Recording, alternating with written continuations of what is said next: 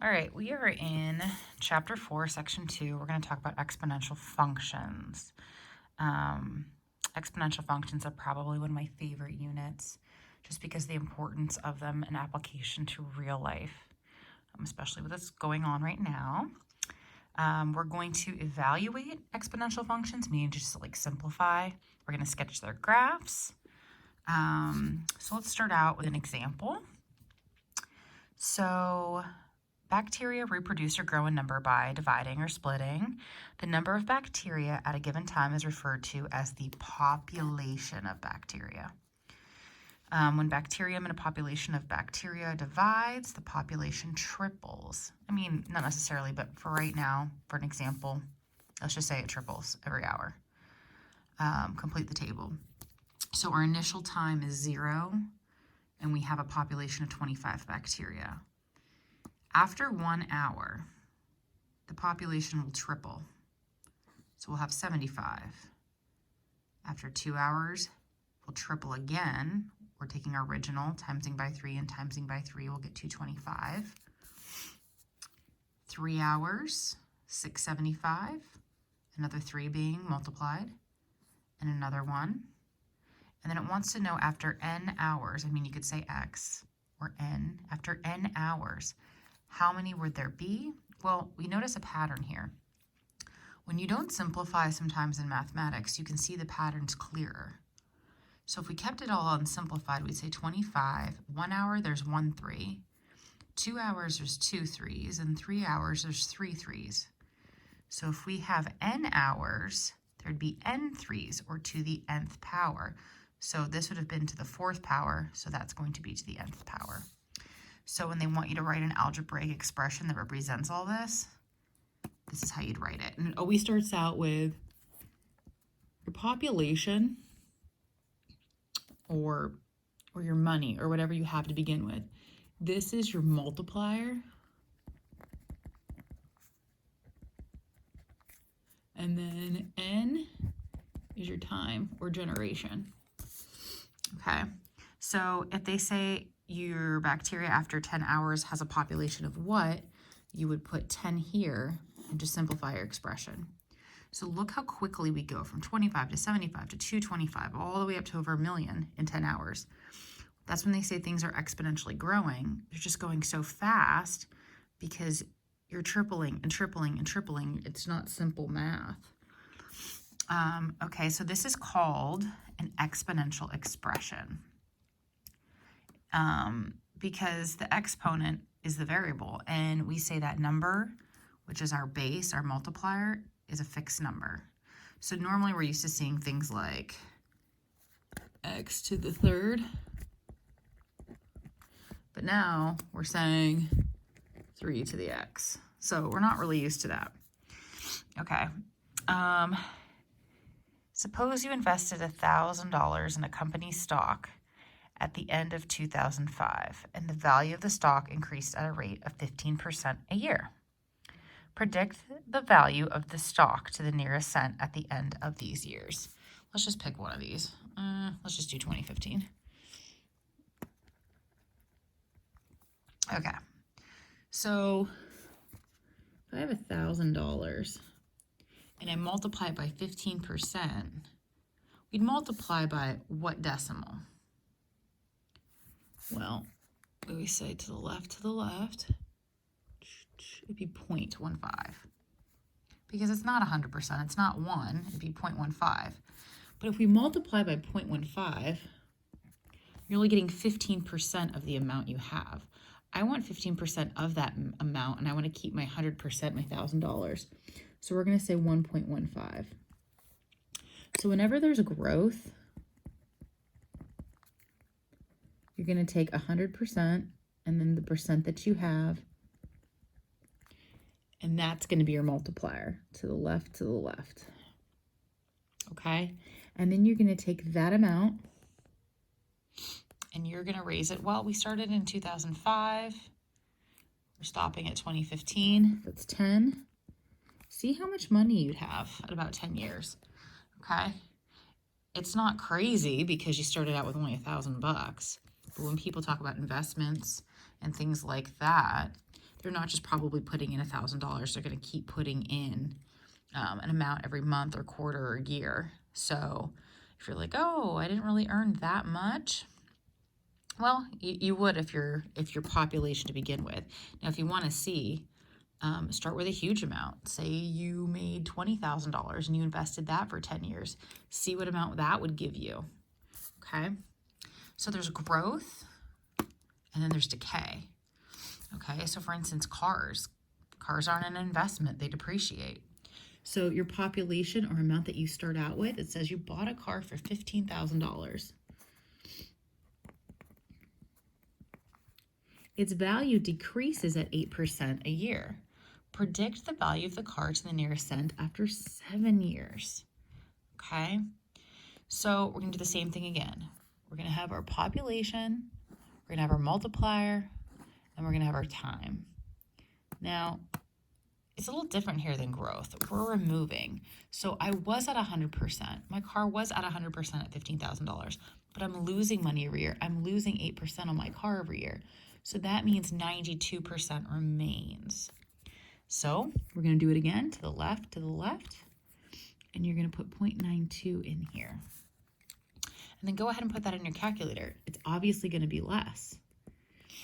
Okay, so how much would your car be worth after 7 years? Now, this isn't exact, and it's not 8% a year. If you actually go online and look, on average, it's 19% that you're losing in your first years or first year, and then it decreases. So the thing that's hard too to remember is in real life situations, it's not consistent, the rates every year. Okay, and you have to think, what am I starting with? And is that number changing yearly too? But it gives you a good idea.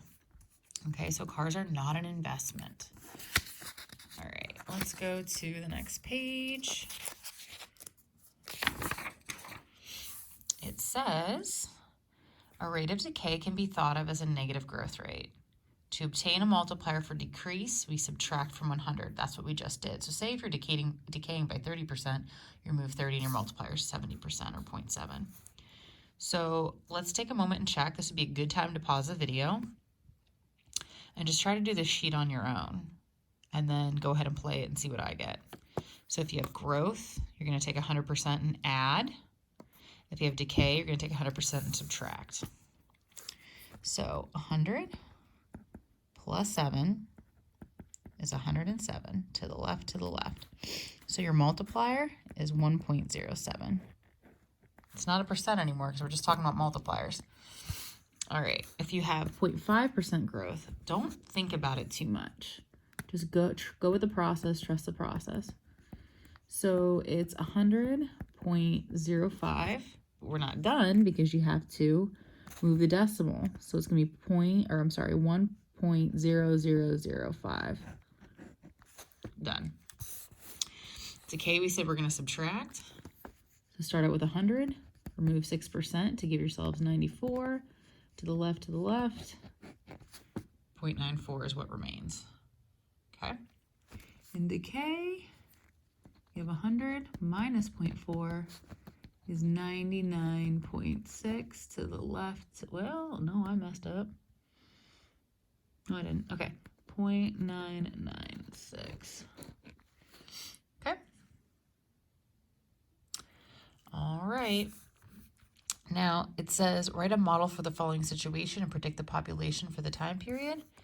So we have 125 bacteria. That's what we're starting with. Our multiplier is 2 because we're doubling every hour. You could put X, you could put N, it doesn't matter. And then they wanted you to predict after 8 hours. So you go ahead, put that in your calculator and get your amount. And then you have 775 bacteria that triple every 30 minutes. Now we're going by hours here. So how many 30 minutes happen if we're talking about hours? Well, 30 minutes happen twice an hour. So if that would be my expression, because we're going by hours here, then you'd say 775 times 3 to the 2 times 4. Now some people just went by half hours and said to the 8th and thought about it logically. That's fine too. All right. Okay. So now that we understand them, your homework really doesn't talk about this, but I think it's important to know it because it makes sense of what you're actually graphing. So your homework's going to ask you to graph. Now, you wouldn't even need this video to graph any of these functions because we talked about it before. How do you graph a function? Well, you put some positives, you put some negatives, and you put 0. So you could start with 0 if you wanted. 1, 2, 3. Okay. If I put in 0, 2 to the 0 is 1. 2 to the first is 2. 2 squared is 4. And 2 to the third is 8.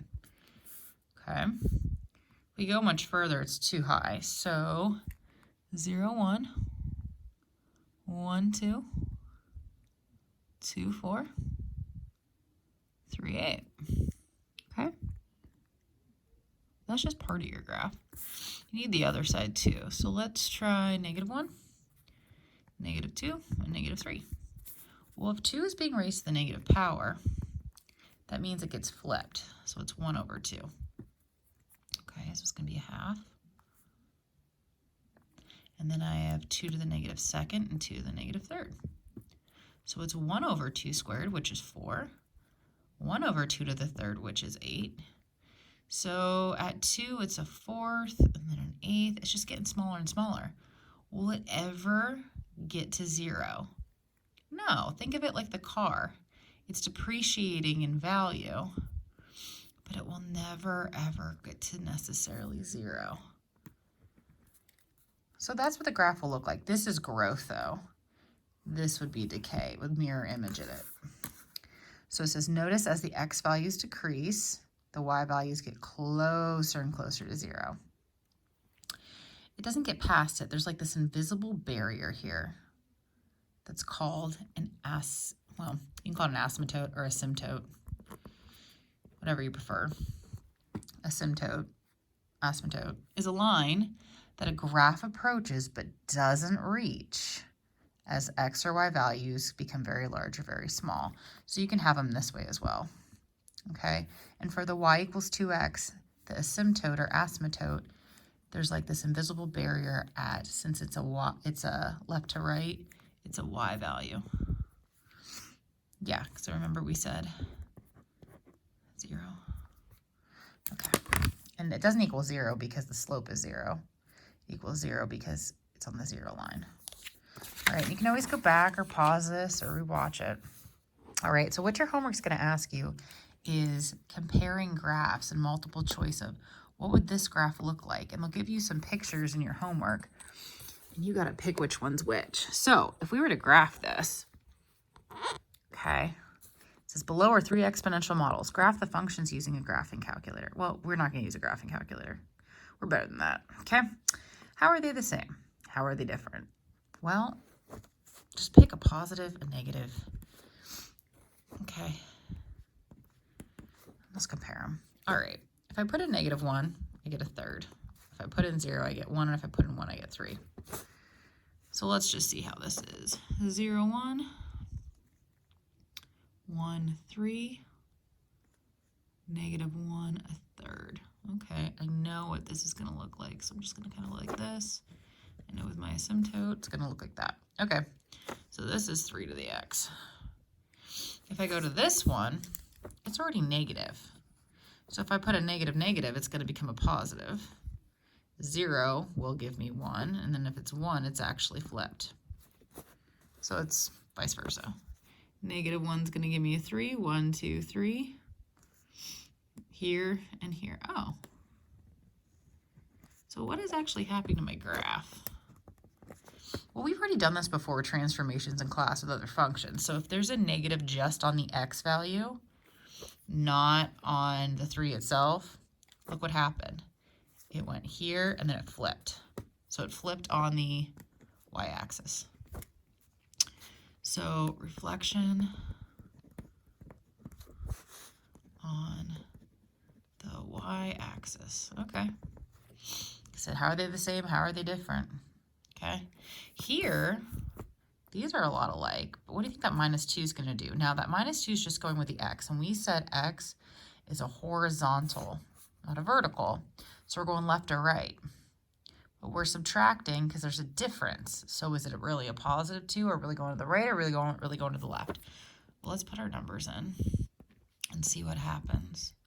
If I put in a -1, I get -3. So 1 over 3 to the third would be 27. That's tiny. And we put in 0. That's 1 over 9. If I put in 1, that's 1/3. So let's start with 1. Would be a third. And then at 0 would be a ninth.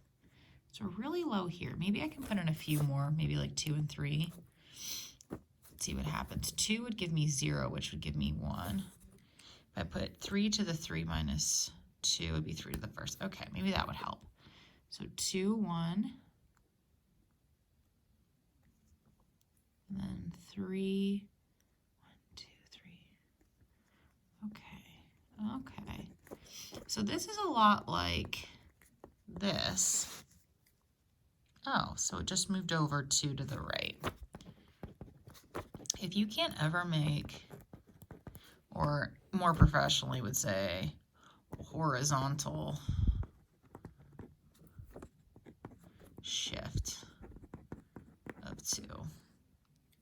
And if you don't want to like graph all these, you don't have to. You can kind of just see it here when they ask, and you can multiple choice with the graphs. But if you're not seeing the picture clear enough, put some more numbers in, okay?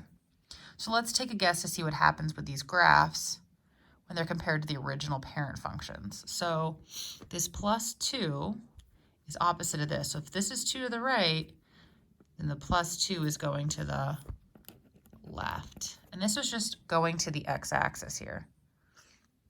All right. This is +2 to the whole function, all the outputs. So if all the outputs are +2, it's going to take the y values and move it up 2. So this is going up 2. And like I said, this isn't the most professional language in the world. Your professors or other teachers would probably want you to say horizontal shift or vertical translation, okay? But I'm fine with either one, as long as you can understand in multiple choice what means what. All right. And then this -3, you're not negating on the y-axis, you're negating on the x-axis. So you're going to reflect on the x-axis. Okay, and this is pretty much review. The last part isn't. So we start to talk about e. Some of you know it, some of you don't. They want you to graph y equals e to the x. Well, what is e? Well, e is just like pi. So when you were young and you learned about pi, you learned that it was an irrational number, okay? So like pi was 3.14 and you went on and on, same thing. E is 2.72 about, okay? It's irrational, it never ends, okay? So if you want to say, okay, y equals 2.72 to the x, that's fine. That's pretty much what it is, okay? And why is it important in this chapter? Okay, well, it naturally appears in finance. So it's really important because, especially for some of you finance majors, you're going to be using this a lot, especially with continuous compound interest. We're not going to tap too much into any of that because this is just more of an algebra drill and skill course, but in your finance courses you will. But where did it come from? Euler's number. So it was first studied by the Swiss mathematician Euler in the 1700s, but supposedly Napier, quote unquote, the inventor of logarithms, it was his work in 1614. Do we really know? No, I don't know. Maybe, maybe not. But this is what has been documented. So these guys just kind of sat and looked at patterns and plugged and chugged these numbers and saw, where did these patterns or these numbers hone in on? What numbers are they honing in on? And they're able to figure that out. It's pretty impressive. So there is an E button on your calculator too. And for this chapter, you're gonna need it. So if you haven't bought a scientific calculator yet, get one because you can't do it without one. Okay? It's like 10 bucks. All right, so this is it. I'm going to post the homework with all the work worked out. If you have questions, let me know. This chapter is the most intense, so you're kind of lucky that you get these filled in notes and all the work, but please utilize me, ask me any questions, and I will get back to you. Have a great night.